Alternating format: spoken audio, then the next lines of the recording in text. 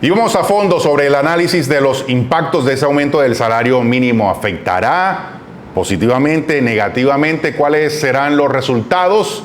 Hay razones para estar nerviosos, hay razones para tener buenas expectativas. ¿Qué dice la teoría económica? Y sobre todo los resultados prácticos de la economía. Vamos a fondo, como les decía. Por eso hasta ahora quiero darle la bienvenida al profesor Andrés Aleán. Él es el director del programa de Economía de la Universidad Tecnológica de Bolívar. Profesor Aleán, bienvenido. Buenas tardes. ¿Cómo está? Muchas gracias, Jair, por la invitación. Muy bien, siempre es un placer para mí acompañarlos en este espacio para discutir diferentes temas macroeconómicos. Bien, profesor Aleán, la primera pregunta es si hay razones para estar preocupados por este incremento del 23,7% del salario mínimo o hay más bien razones para tener buenas expectativas frente a esta trascendental determinación. Bien, Jair, yo opino que hay razones para ambas, tanto para las preocupaciones que no son infundadas, como para un optimismo prudencial, es decir, para tener buenas expectativas. Por un lado, debemos tener una discusión que es a la vez teórica y empírica, es decir, que se basa en principios económicos, pero que también se basa en realidades económicas. Por un lado, tenemos la visión tradicional, la visión ortodoxa o dominante en teoría económica, según la cual el salario nominal, que es lo que estamos discutiendo cuando hablamos de salario mínimo, tiene dos fuentes de crecimiento. Una que es la inflación, que en la actualidad el último dato de inflación es del 5%, más específicamente 5,3% en el mes de noviembre, es el último dato disponible. Y la segunda fuente de crecimiento del salario nominal debería ser la productividad laboral.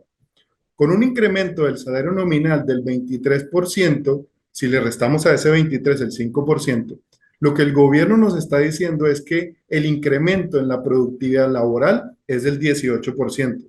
Por supuesto, ese crecimiento no se presentó en Colombia ni se presentó en ningún país del mundo. Un crecimiento de la productividad laboral del 18% es un dato totalmente alejado de la realidad. De hecho, los investigadores del Banco de la República, en su informe de política monetaria, en el último publicado, nos dan un dato de crecimiento de la productividad laboral de solo el 1%.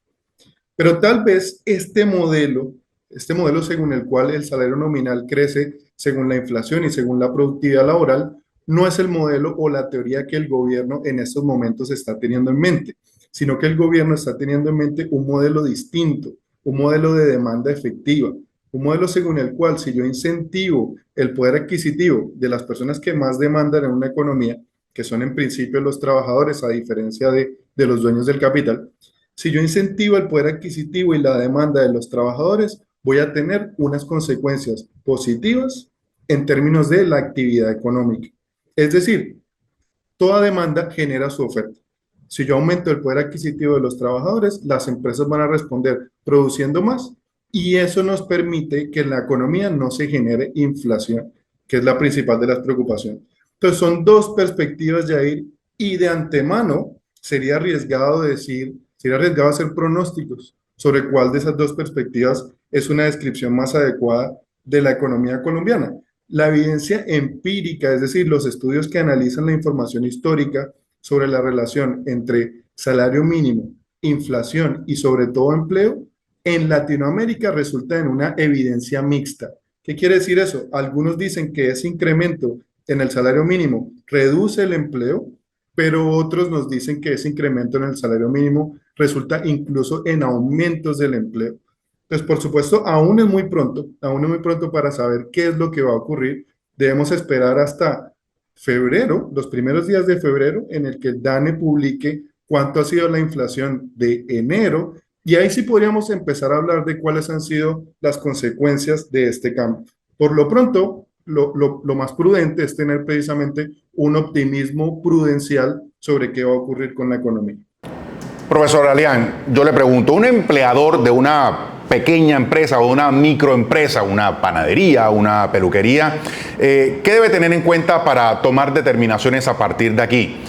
Porque por un lado podría estar nervioso por todo lo que se está diciendo alrededor de este debate, pero por otro lado podría tener también buenas expectativas. Por un lado podría estar pensando en despedir gente, pero por otro lado, respecto de buenas expectativas, podría estar diciendo, hombre, voy a abastecerme más, voy a emplear más, porque lo que se viene es más ventas, más demanda de mis productos o de mis servicios. ¿Qué debe tener en cuenta un empleador en estas dos circunstancias para tomar determinaciones? Una idea muy importante, Yair, en economía, en las economías de la vida real, las expectativas usualmente se convierten en realidad. Es decir, lo que las personas esperen de antemano usualmente sucede en la realidad.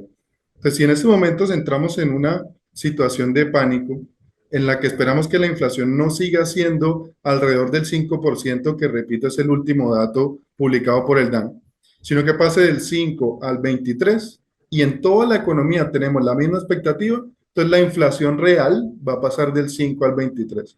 Eso quiere decir que es momento de ser prudentes.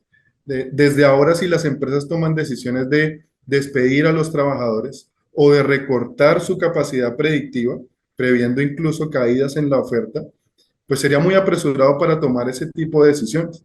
Entonces, la idea es tener una prudencia, esperar a qué nos dicen los datos, qué nos dice la evidencia empírica publicada por el DANE sobre cuáles van a ser los efectos de este aumento en el salario mínimo. Por ahora, las dos vías están abiertas, las dos vías están respaldadas, por supuesto, por la teoría económica, pero también por la evidencia empírica para los estudios en Colombia y en Latinoamérica. No hay una única respuesta en Colombia sobre cuál es el efecto del salario mínimo sobre el empleo y sobre la actividad económica.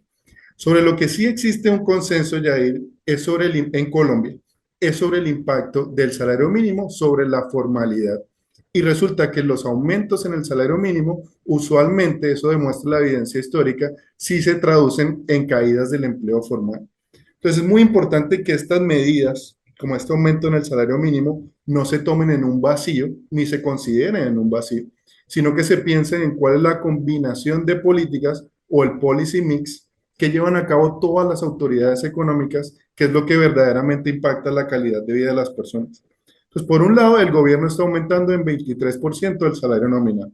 Por otro lado, tenemos un banco central que mantiene las tasas de interés fijas en un nivel de 9,25% y que, por supuesto, con esta indicación del gobierno, no tendríamos ninguna razón para esperar que esas tasas bajen, esperaríamos que se mantengan constantes o incluso no podemos descartar la posibilidad de que esas tasas de interés aumenten. Pues en esa combinación de política debemos pensar en qué otras políticas podemos añadir para responder ante esta evidencia empírica que sí la sabemos, sí hay consenso de que la formalidad probablemente va a caer. Y eso es preocupante porque sabemos desde los estudios de desarrollo económico que una de las mejores maneras de luchar contra la pobreza, sobre todo en una ciudad como la nuestra, en Cartagena, es a través del empleo formal. Entonces, es importante que el gobierno tenga presente las consecuencias no deseadas de este aumento del ingreso laboral, del salario mínimo, y que piense en estrategias para aumentar la formalidad del mercado laboral. Por ejemplo, a través de programas de entrenamiento, programas educativos cortos, que les permitan a los trabajadores transformar esos empleos informales en empleos formales. Esa tiene que ser una de las prioridades en esa combinación de políticas del gobierno central. Bien, profesor, así como usted lo ha indicado, hay que mirar la expectativa, mirar cómo se comporta el mercado para luego empezar a tomar determinaciones. Dios quiera que para la economía nacional, para el beneficio de todo el país, sea acertada esta determinación y que todos al final gocemos de esta determinación importantísima e histórica para el país. Profesor Aleán, muchísimas gracias y que tenga un feliz año nuevo. Perfecto, Jair, muchas gracias. No me quiero ir sin antes invitarlos a los que les interesan estos temas para que, por supuesto, estudien economía en la Universidad Tecnológica de Bolívar. Ahí los recibimos con los brazos abiertos. Muchas gracias.